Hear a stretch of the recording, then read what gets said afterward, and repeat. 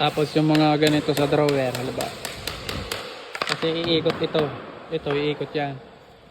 Ito, yung pagsukat nyo dito, yung ilalagay nyo dito, hindi nyo na yan may metro, gagamitan ng metro. Tatapat nyo lang yan ng ganyan.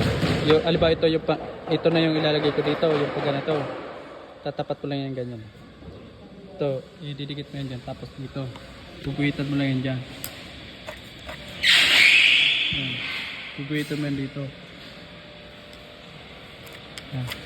At saka mo iskulahan na lang yan.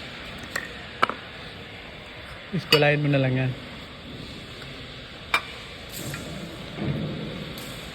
Iskulahin mo lang yan.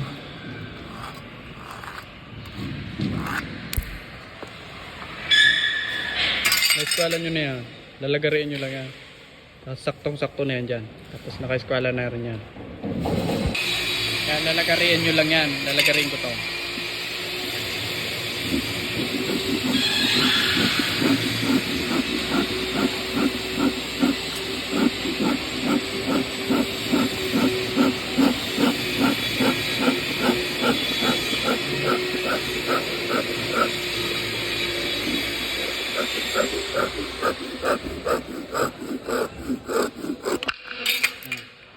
Na.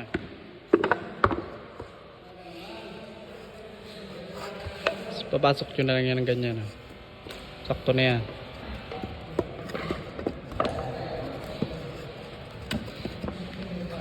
No.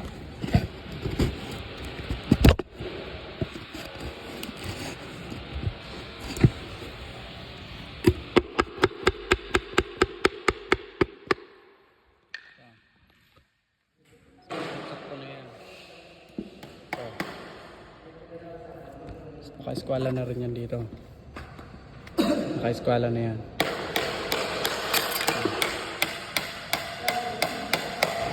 Eskwalado na yan. Ganun lang pagpuputol ng ano, para hindi na kayo gagamit ng metro. Mabilisan na.